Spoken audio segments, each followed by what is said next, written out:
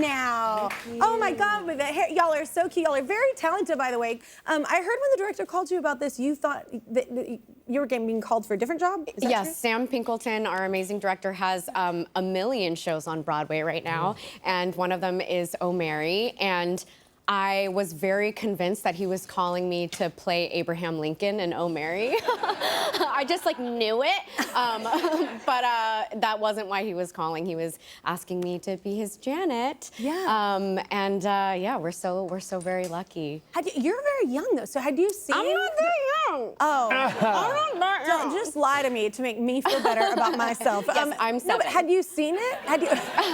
I was a virgin. Yeah, I was gonna say, have you seen the show before? I always say that I'm not a night owl, so the midnight showings, I think just like being a younger person, I think I just was too sleepy. Oh my God, I'm such a night owl. I always wanted to be one of you. Oh. You wake up early and... I do. Oh, good for you. Yeah. Yeah. It sucks when you have kids and you're a night owl. I You're can't like, hey. Yeah. So the Rocky Horror Story is based on the original though, right? Yeah, it's the original show that was written 53 years ago by Richard O'Brien. Yeah. It was in a very small theatre in London. Yeah. That's where it began, and this is the original show that we've brought back to the Broadway stage.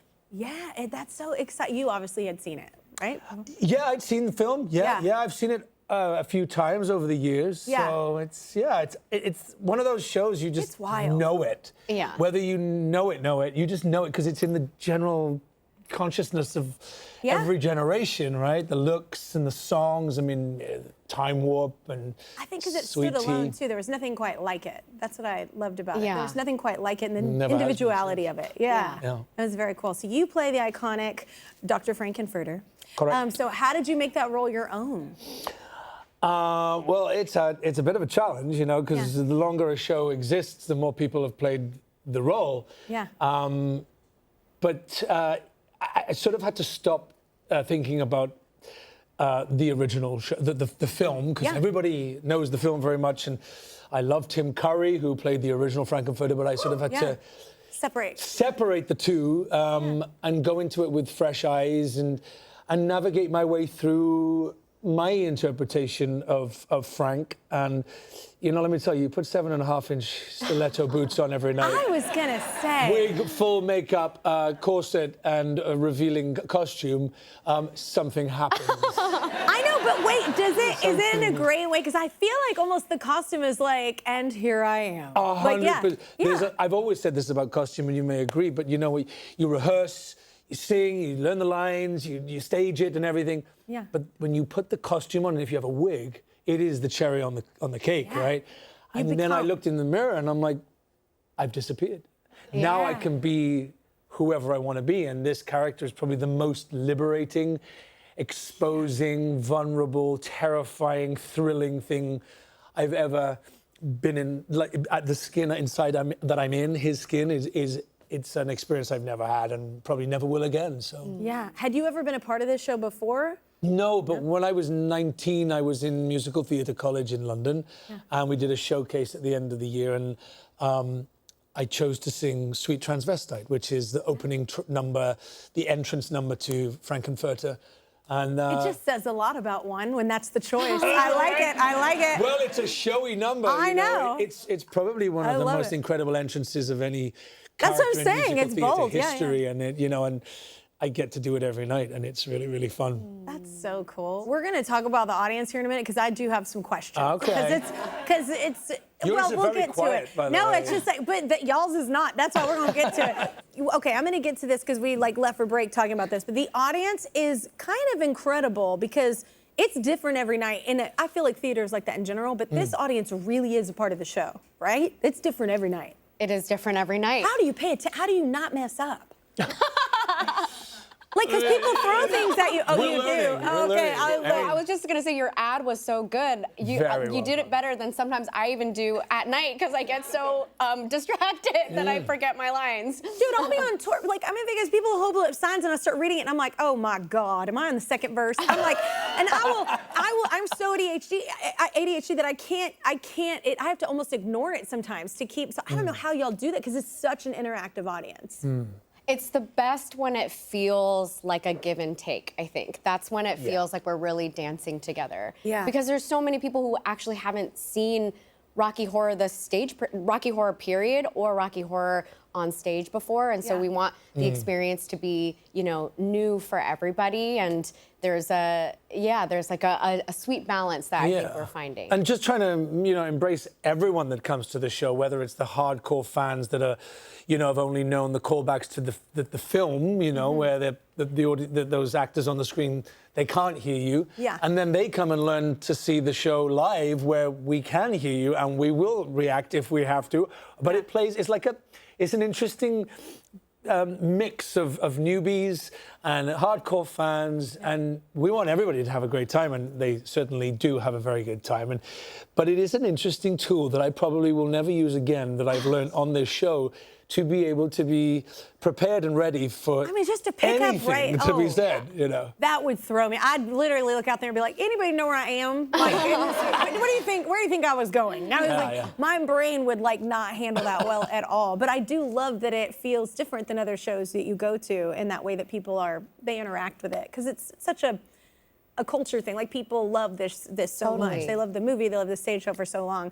So you've released music as well. We were talking about this in the break. Yeah. I remember that, and then you were coming on and I was like, there's something that you did, and it was Roberta Flack. And I was telling you in the break, first time I ever saw her face. It's hard to cover Roberta in the first place, right? But like, your version, I have to just go off about it, because it's so perfect in the way that like your rasp is with your falsetto. It's just, those are very different things usually I think people encompass, not both at the same time. I mean, have you always just loved singing? You're so great at it. I mean, you're incredible.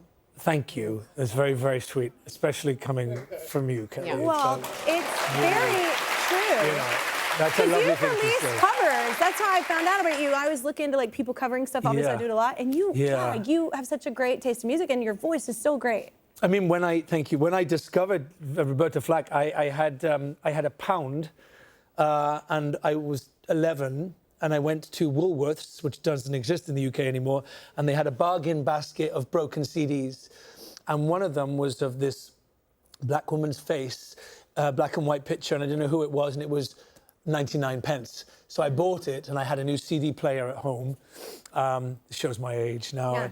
And I had a Discman as well, sir. Yes, yeah. And I put this CD on just because it was a pound, and who knows? And the first song was actually Roberta Flack, Killing Me Softly, but the first track was First Time Ever I Saw Your Face. Yeah. And I played that song over and over, and she taught me how to sing. So I learned her vibrato, her breath, her phrasing, how many words she could sing in one breath. I would listen like next to the speaker. Great breath control. Yeah. And then when I was very lucky enough to be offered to record my first album, they said, what would you like to sing? And I was like, what? First time ever I saw your face.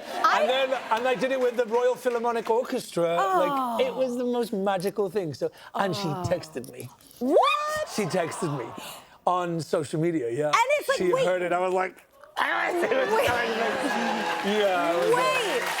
And also, performing, I don't know where you were standing. I performed with a symphony before, and when you're performing with a symphony, I'm like, you feel not like feel it emotionally. You do emotionally. You feel it physically. The vibration. You feel everything. It's like a different thing. Isn't that incredible to be able to experience? It's a wonderful, wonderful experience. I'm glad you know what's crazy? That album is on my rotation for pre-show warm-up right now. Really? I'm not even kidding. I'm like in a huge Roberta Flack moment, and I have to hear your version. I mean, when is not a good moment, you know, for Roberta? Yeah, but wow, that's crazy. really wild. Yeah, she's been part of my life. I didn't know that. It's just, it was my favorite one. I was listening to a lot of the stuff you did, and I was like, oh man, there's something special about that, and I did not know that story, but it's so pivotal for you. Yeah, huge. You know, finding that, because her voice is just so massive, but so relaxed, it's effortless, and her phrasing is not and her expected. vibrato is particular. Vibrato is magical, Ah, man, well done. I have the most random question, and you're welcome. But I heard that you sold a bed at one of your previous jobs to Victoria and David Beckham. I did, yeah. It's just the most random story that my team found out, and we were like, well, we're for sure gonna ask about this. So you were at Harrods? You were working at Harrods, which by the way, I love Harrods, but you were working at Harrods? I was in college and I needed a weekend job, and so I got a Christmas temp job at Harrods, and you turn up on your first day and you find out which department you're working on, and everybody wants to work in like the sweet department, the candy department, or the ground floor with the perfumes and stuff. And I had bedroom furniture, and I was like, this is going to be the longest Christmas of my life, And then one day in early January, David Beckham and Victoria Adams walked. They weren't even married, and they came in, and they were super famous, of course, at the time. But I got to sell them a bed. Whether it was their first bed, I don't know. It was a very nice bed, and it was a very expensive bed. Oh my God, that's just the funniest, most random thing. I've had so many jobs before this, and nothing cool like that. What? One experience in 6 months of working there, though, so it wasn't, You know what, though? I always feel like when I walk through department stores, they give the people they don't like the perfume section, because that is like the worst section to me. True. There's a billion smells going on. I just need you to go away. It's just, and everybody's coming at you. It's just too many smells at once. This is my thought. Anyway, they might have liked you. That's why they didn't stick you there. Stephanie, you've talked I feel like the most handsome people get the bed, right? Exactly. There we go. I wasn't gonna say it. So, you've talked about, I love this, you talked about the wildness in life. What do you mean by that? Oh yeah, what do I mean by that? Well, I am a soft witch. I like it. And I do. You're not hardcore, but you'll dabble? Yeah, I dabble. I dabble like poof, Yeah. Nothing happened. Well, I really love moments of synchronicity. Like, I really feel like those moments, when you find out you love the same album, or you're thinking of someone and they call you, or those are like the moments that I think really make me feel like the universe is like you're on the right path. Yeah. And I just, you get older and you're like, life is so short. You're so lucky to get to do anything in this life. And when you have these moments where the stars align, or you just know, like, go left, and it ends up being fruitful, it feels like such a comforting, magical thing to be alive. Especially when other points in your life you're like, I don't know what to do. Well, we need another break. If you're in New York City, be sure to check out the Rocky Horror Show at Studio 54 on Broadway. It's been extended through July 19th because it's awesome. Tickets are online, y'all.